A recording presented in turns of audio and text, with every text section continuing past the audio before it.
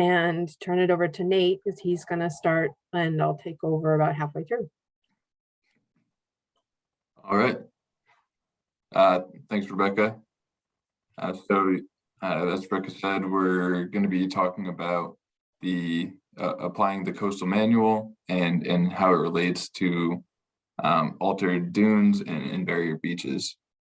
Next slide. So the presentation, we'll start off with a little overview of the manual, go over some guidance for delineation, talk about dune function and examples of that function, then some lesson learned in past storm events, and talk about some adverse effects of development in dunes. So the coastal manual is a reference guide for basically all coastal wetland resource questions. It's very large. It's not meant to be read cover to cover.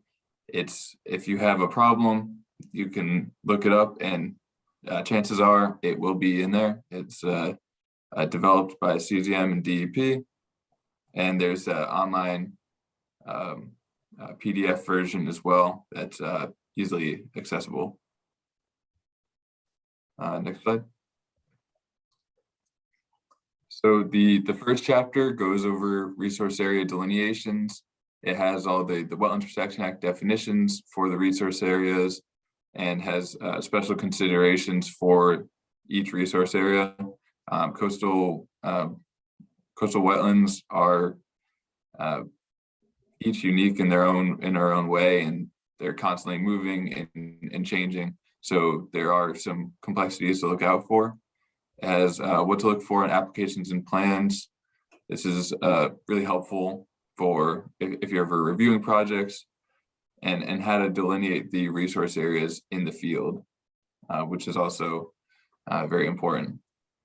For the resource area functions for chapter 2, the main functions focused on in the coastal manual are the interests of flood control and storm damage prevention.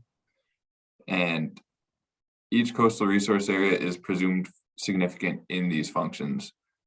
Specifically, primary frontal dunes are per se significant in their function. Next slide.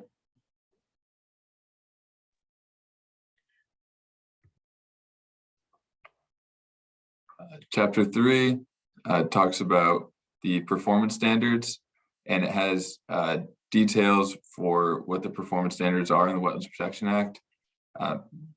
Sometimes the performance standards are short, and it's not always clear exactly what the performance standards are asking or getting at.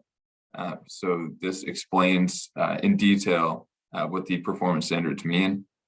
It has examples of typical project activities.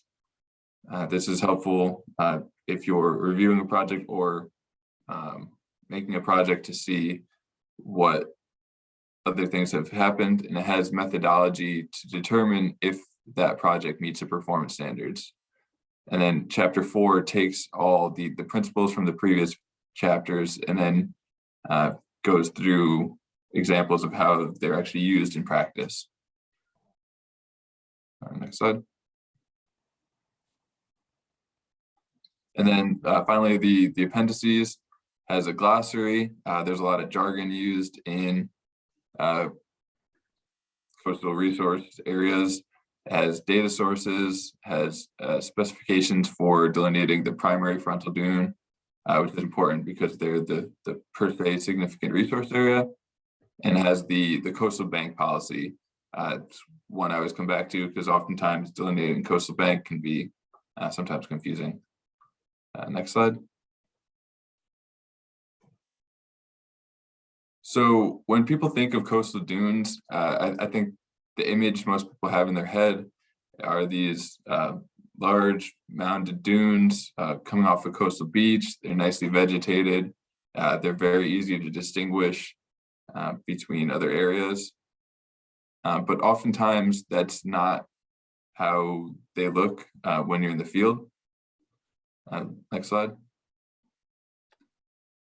So this is a case of a coastal dune that If you're just looking at it, you might think, oh, it's relatively flat. It looks like almost beach the whole way. On the left, you have the ocean, and then on the right, you have a pond. You see some scattered vegetation across the dune, but it's really hard to see if the topography changes at all. Next slide.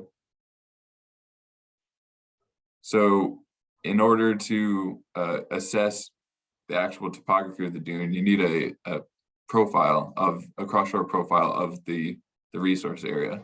And looking at the profile, you can really tell that there are these rounded mounds that exhibit that dune morphology. It's having that profile can really illuminate the morphology and helps with the delineation there. Next slide. Another tricky area is looking at secondary dunes. So off the primary frontal dune, the dune can extend landward farther into secondary dunes. Oftentimes in developed areas, these secondary dunes are manipulated by development. Oftentimes you'll see lawns or things like that. In this case, you see a sidewalk going through the dune with some windswept sand over. Even if these are developed, these areas are still dunes and function as dunes. And that's an important thing to notice and to know where you are, even if the area has been developed. Next slide.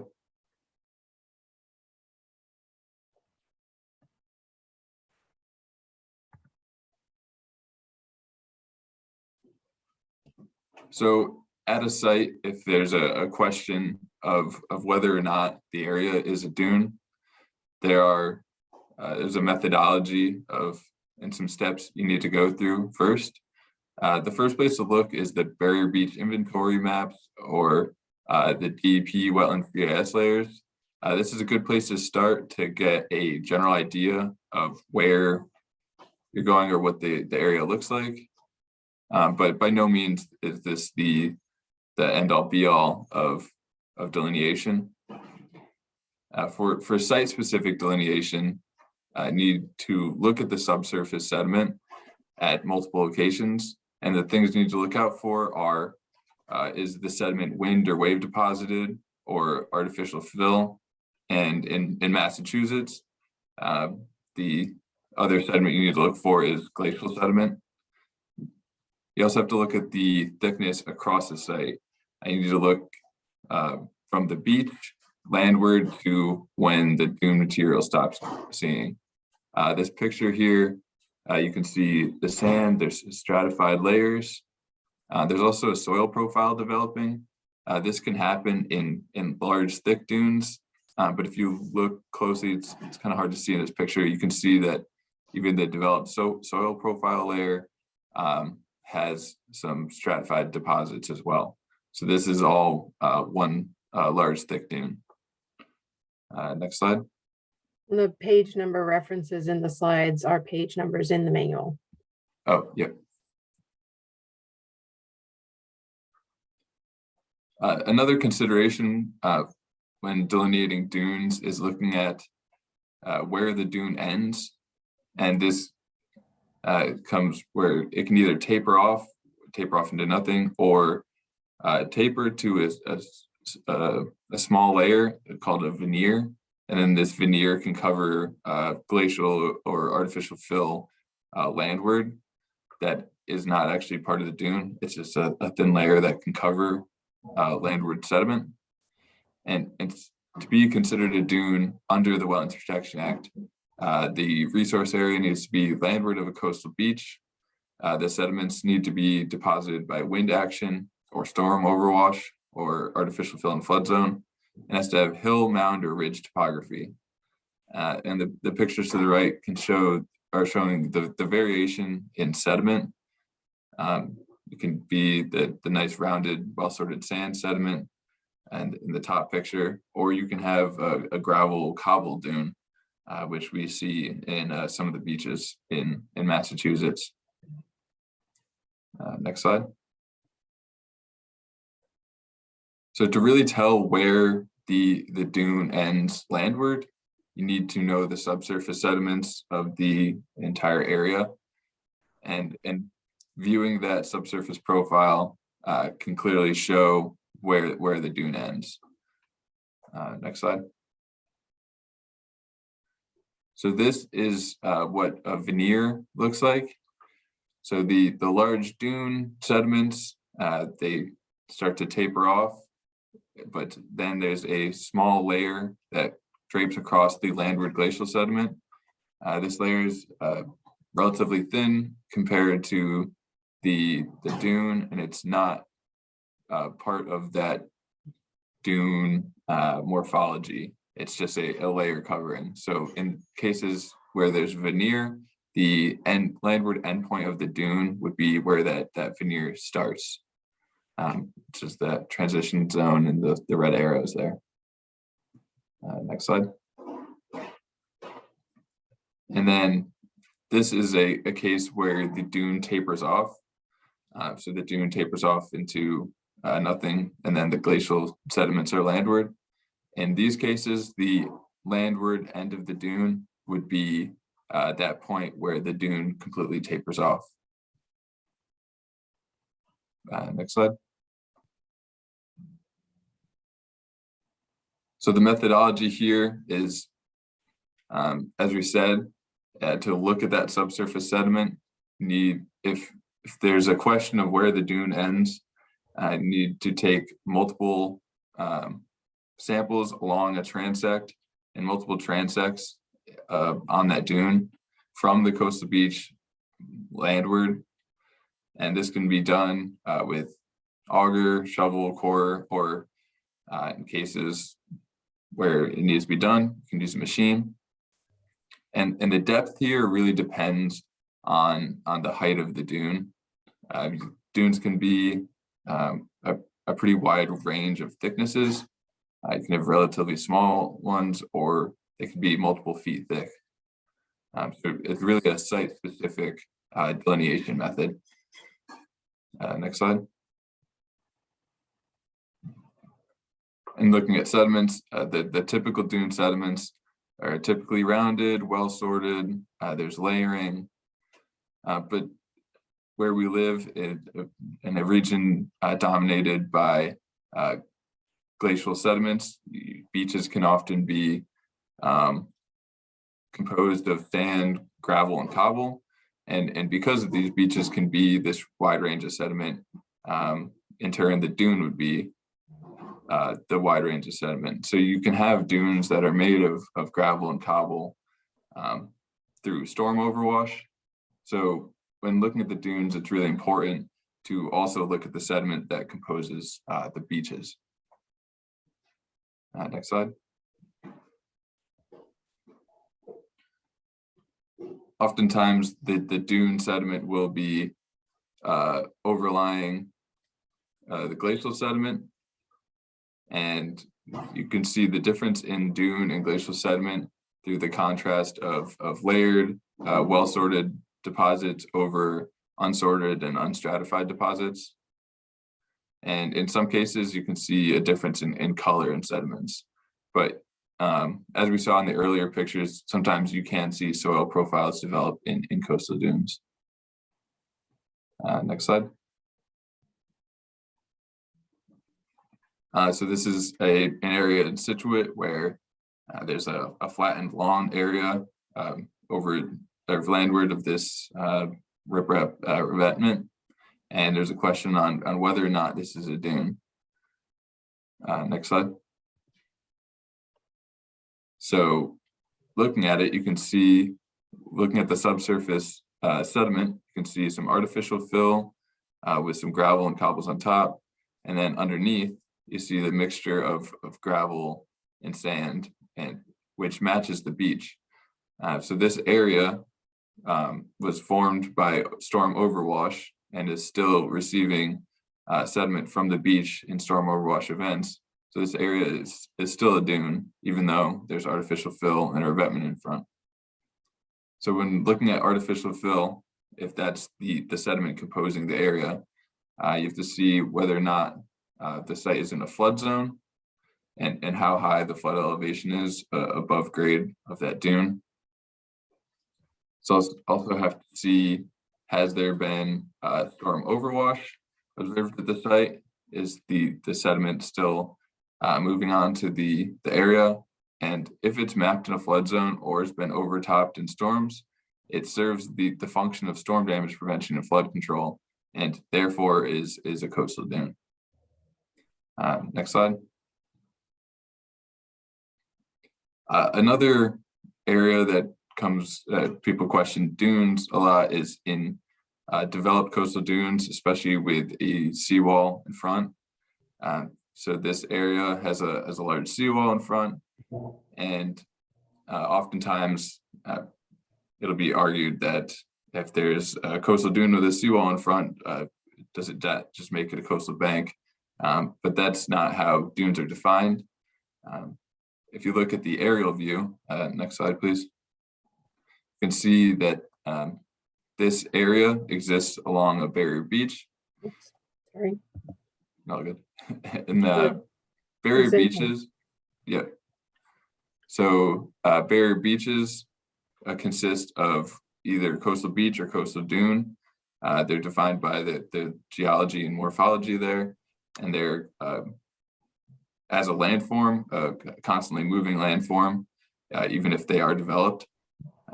And that area, even though it has a seawall and is developed, it still exists on a coastal dune, and it's still an area that's defined by that ability to move. So that dune is still serving the function of storm damage prevention and flood control, even though it is developed. Next slide. So the takeaway point here, if there's an area with wind or wave deposited sediments or artificial fill in a flood zone, that's what defines the landform and as a coastal dune. So if the area has pavement, concrete, a house, solid foundation, still a dune. If the site is behind a seawall, revetment, bulkhead, or other coastal engineering structure, it's still a coastal dune. And if the site is a paved roadway, it's still a dune. It's important for coastal dunes to serve the function of flood control and storm damage prevention. And it's also important to recognize that this development doesn't change that function. Now I'll pass it off to Rebecca. Thanks, Nate. So the delineation of coastal dune is really the first step. The wetlands regulations also recognize that we need to look at the function and cite specifically what are the functions and what needs to be protected.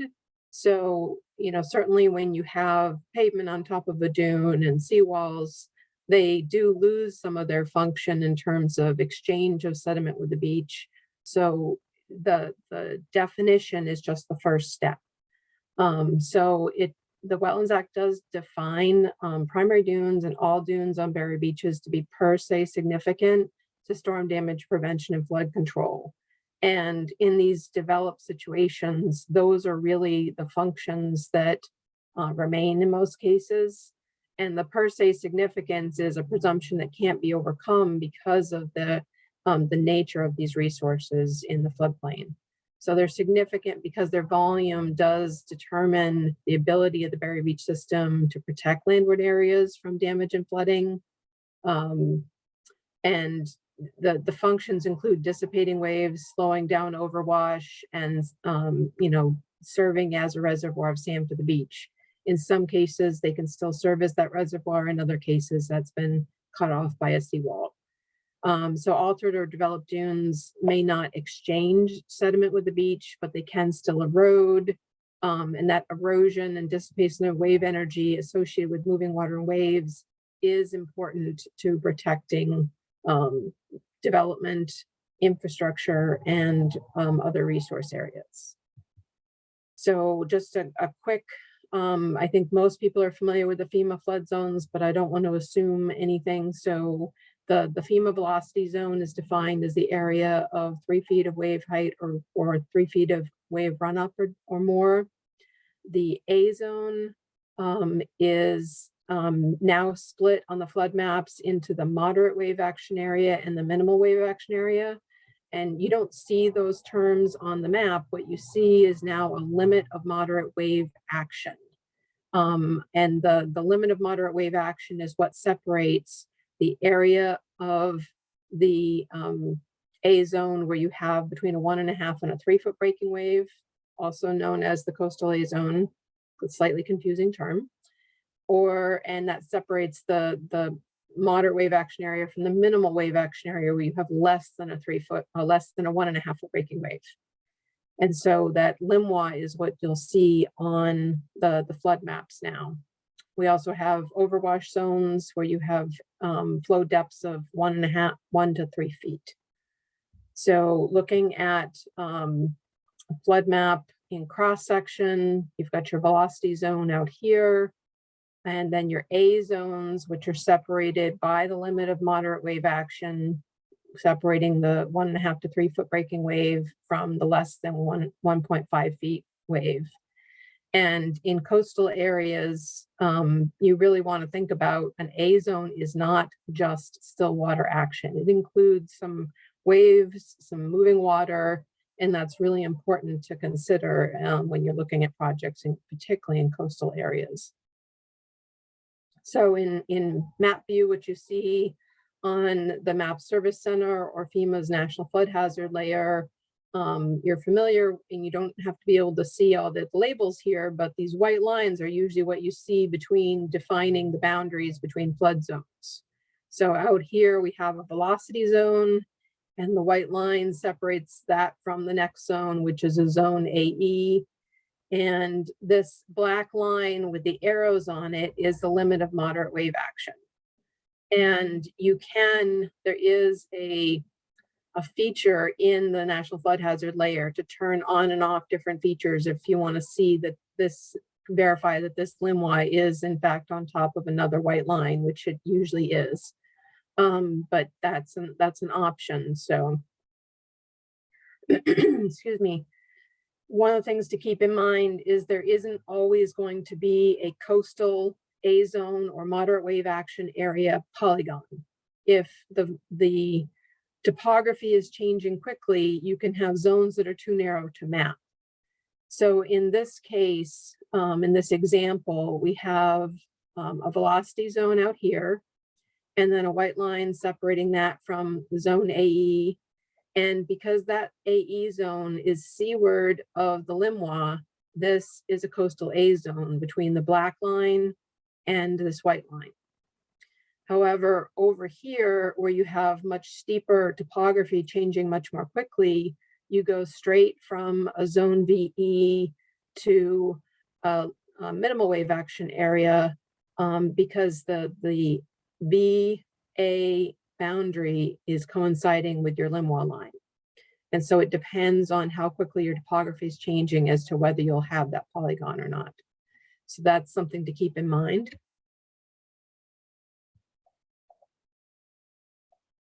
And so in terms of function, it is really important to use the most up-to-date FEMA flood zones because there are so many letters of map revision and change that go through.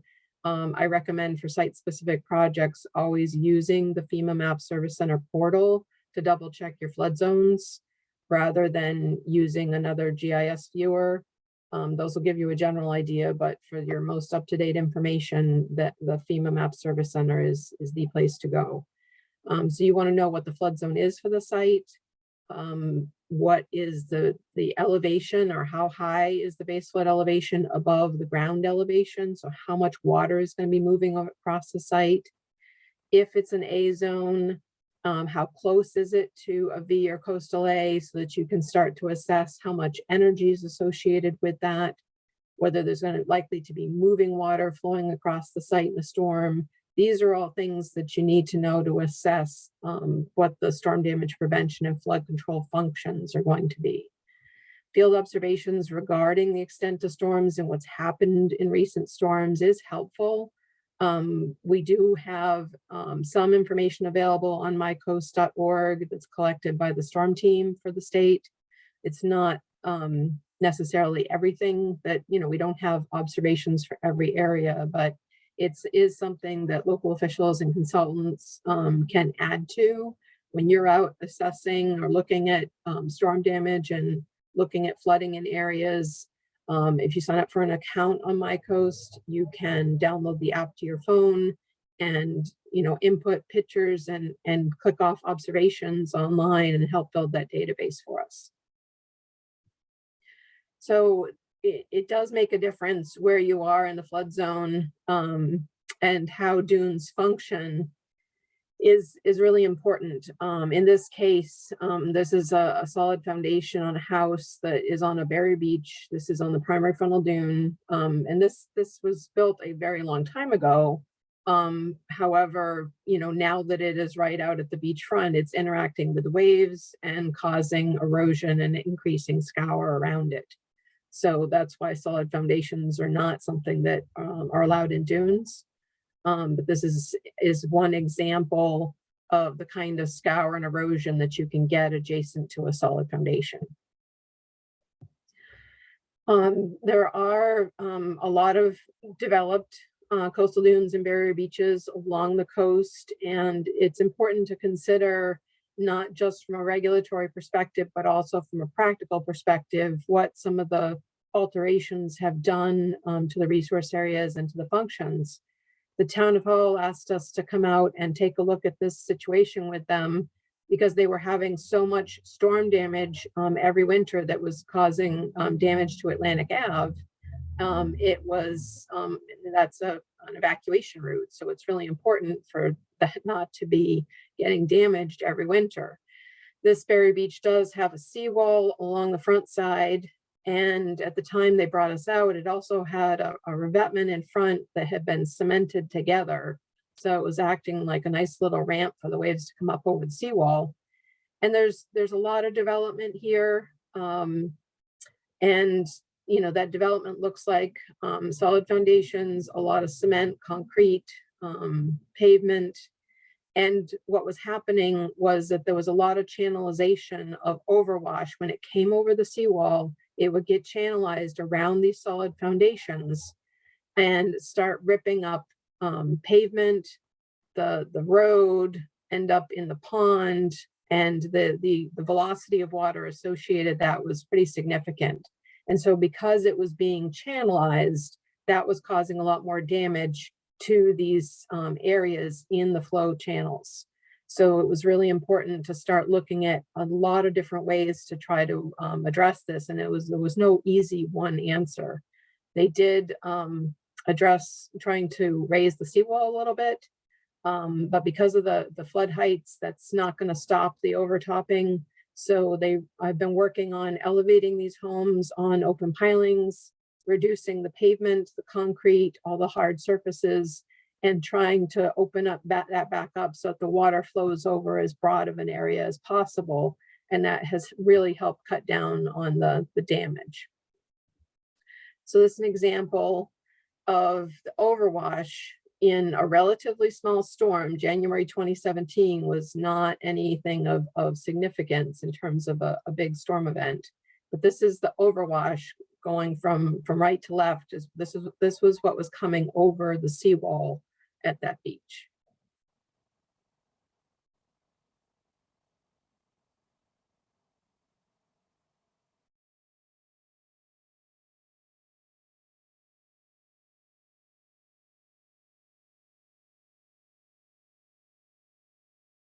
So it gives you an idea of the power of water, and sometimes it's hard to think about, exactly what happens in these storms and the conditions that these areas are subject to.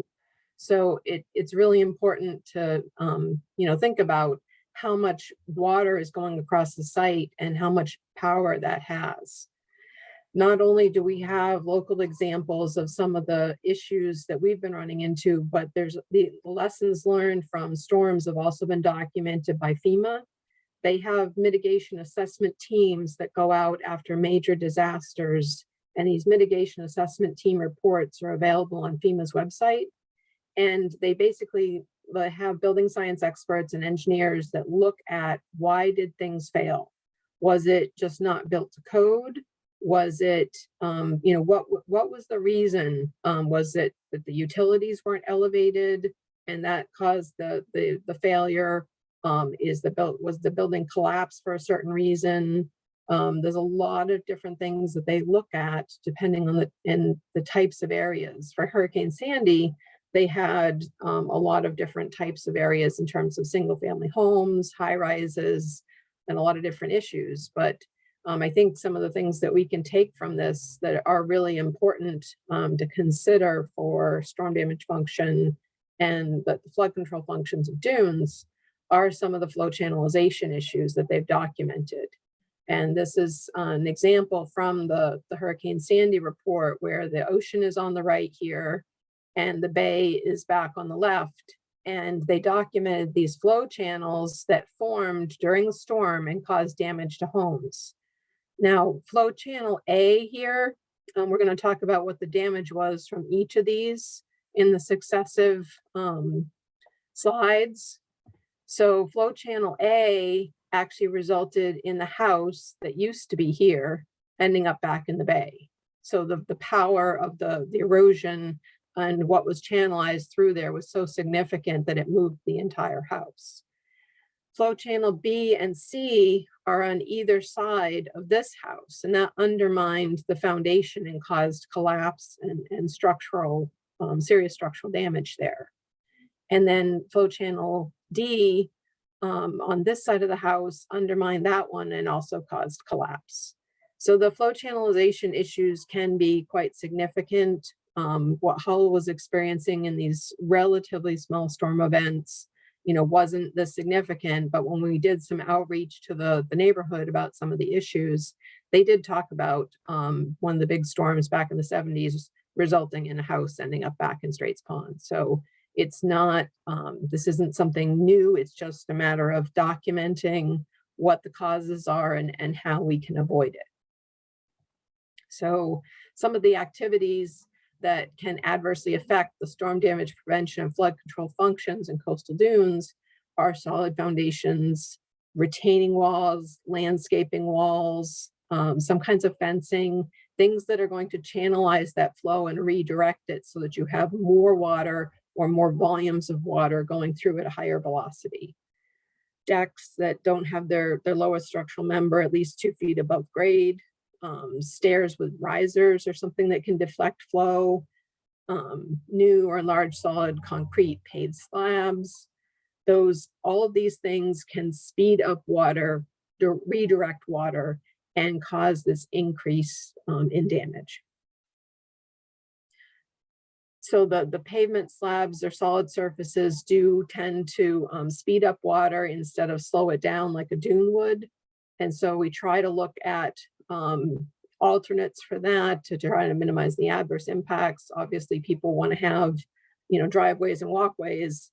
The pavers are pervious, but they do become projectiles in storms. And so those are discouraged where you're going to have waves or overwash in major coastal storms.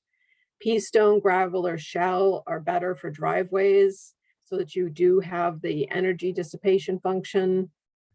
If you have somebody that has accessibility needs to get from a driveway to a house, a pile supported ramp or walkway is often much better for that. So you can still have water flow going underneath it.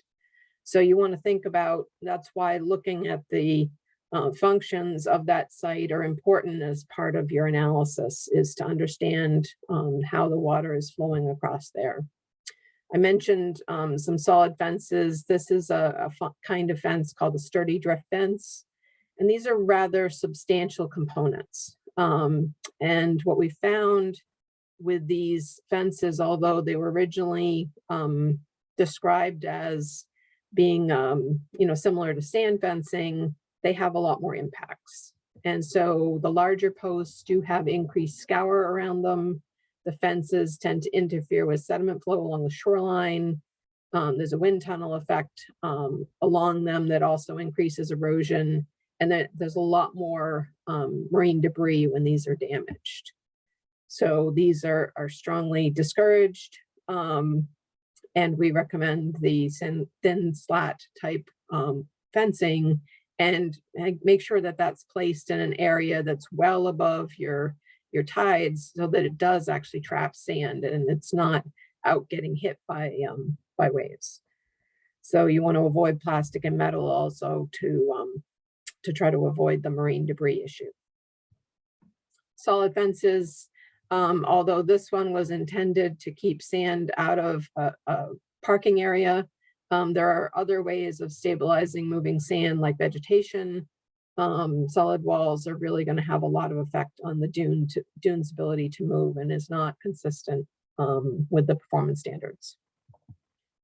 So some kind of vegetation or open fencing is more appropriate if you're looking for some kind of a boundary between properties. There's a lot of other options instead of the solid fencing. In terms of foundations, the open pilings are what is most appropriate for coastal dune, and that's what's typically required under the Wetlands Act and the building code. And part of the reason for that is minimizing the amount of scour around each individual piling. If you have a piling versus a column with this is a column that goes down to a footing, you can have a lot more erosion around the footing. The pilings that go down to the appropriate embedment depth minimize that scour erosion, and that's much more appropriate and more resilient. That's what the FEMA mitigation assessment team reports point to, as those being the more resilient. And in terms of Wetlands Act functions, they also minimize the interference with storm damage prevention, flood control functions. So the difference between this is a piling foundation, where this is often called a pier foundation that goes down to the footings or grade beams. So even though we do have pavement in coastal dunes, the pavement, as you've seen in a couple other pictures, can easily get ripped up in storms. And the dunes are still trying to function and dissipate the energy. So this is not going to stop that from happening.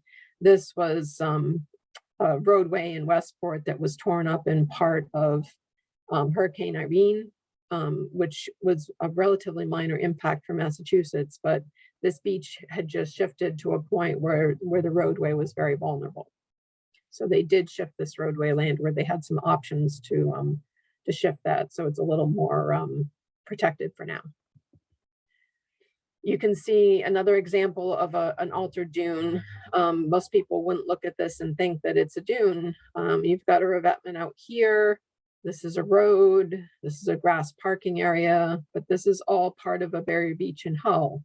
And although you have all these alterations, there is still storm damage prevention, flood control function. This overwash that occurred, that shows up in this picture, as it moves over the grassed parking area, that slows down the water. And this area is actually a little bit of a depression, which protects this neighborhood from flooding. So there's a lot of different functions that you need to consider in these altered dunes when you're looking at projects. Any kind of retaining walls the ocean's on the left in this picture. As the water comes across here, it's going to hit this retaining wall and be channelized around it. So solid structures like that are definitely going to redirect floodwaters. Other solid fences, retaining walls. In this case, the ocean's out here, land is back here, the same in this case. Each of those is the solid wall, and these retaining walls are going to interfere with the landform's ability to slow down the floodwaters, and is going to redirect it in some way. And although this is built on piers or pilings, so the first floor is above the appropriate elevation, they still have breakaway walls here in a coastal dune, and that's going to redirect floodwaters around the building as well and channelize it. In a developed area, that can be problematic for the storm damage prevention, flood control functions. So in a dune, we do not recommend these breakaway structures. And decks that aren't at least a couple feet above the dune are going to interfere with the ability of that to function as well when the water gets up there. So the performance standard for primary dunes and all dunes on barrier beaches is a no adverse impact standard. So it applies to all of the critical characteristics and functions of dunes. So even if you have a site where the dune can no longer provide sediment to the beach, or has these limited functions, excuse me, you still need to protect the remaining functions. So virtually all dunes in a floodplain are going to provide storm damage prevention and flood control functions. And you need to look in detail at what those are and how you can avoid the impacts or causing more adverse impacts as part of a project. So whether you're designing the project or reviewing it, it's important to be looking at that under the Wetlands Act. So the document, the coastal manual, is available online. We also have Storm Smart Properties fact sheets that address some of the topics we talked about. This is the URL for the FEMA Map Service Center portal. And with that, Nate and I would be happy to take questions.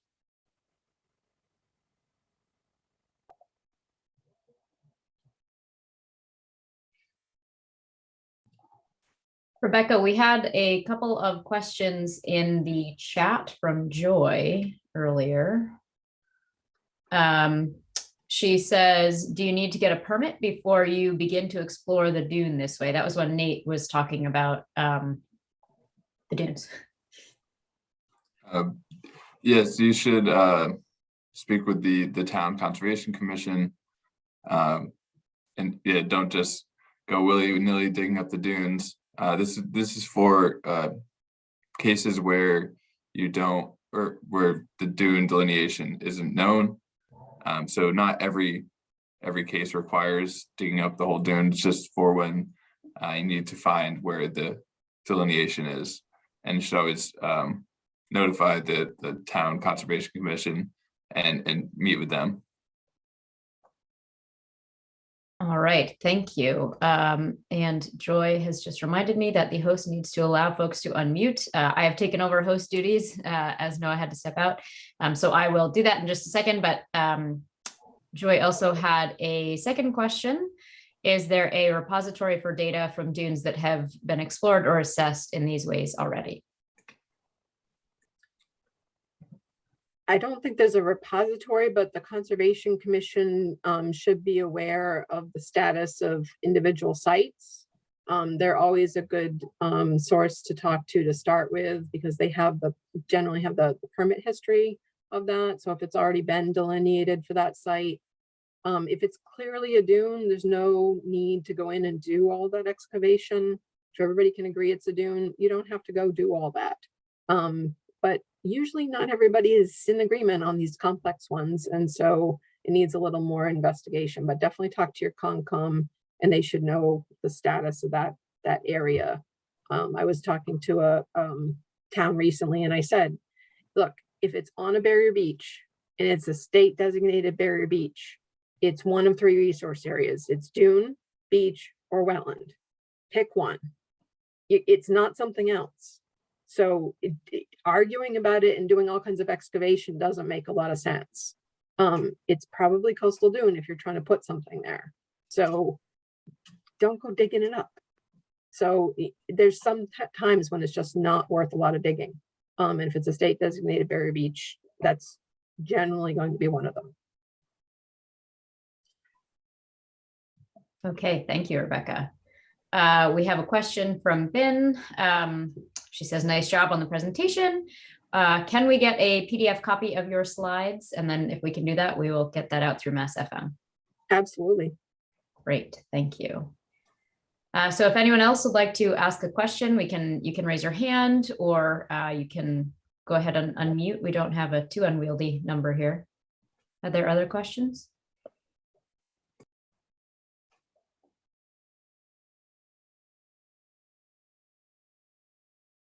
Everyone's shy today. They're not usually very shy. They're finishing their lunches. Well, if there are no more questions, oh, we've got a hand. Noah, go ahead.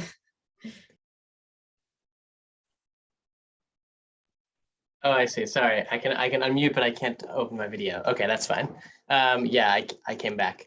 I missed some of that for a bit, so I apologize if you covered this, but I was wondering earlier on when you were talking about dunes that are artificial fill, and wondering about like maintenance requirements to kind of make sure that like if somebody kind of intentionally builds a dune, at what point does it kind of stop being a dune if it isn't maintained or something like that?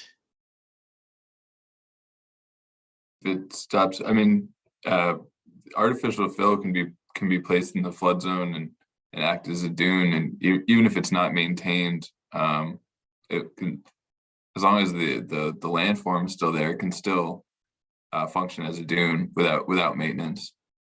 Okay. Yeah, there was a case where there was a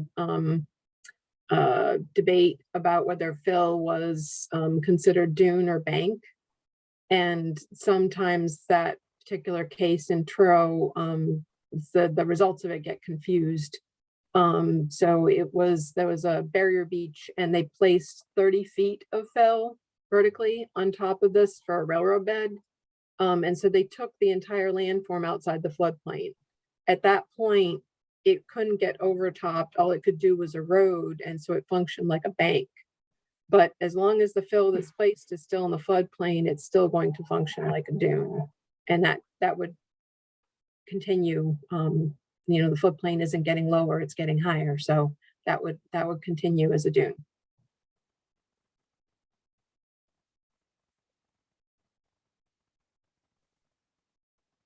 Thank you. Sure.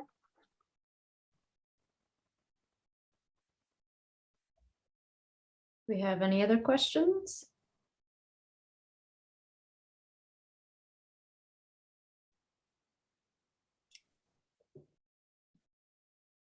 So if not, we will get those slides to you. And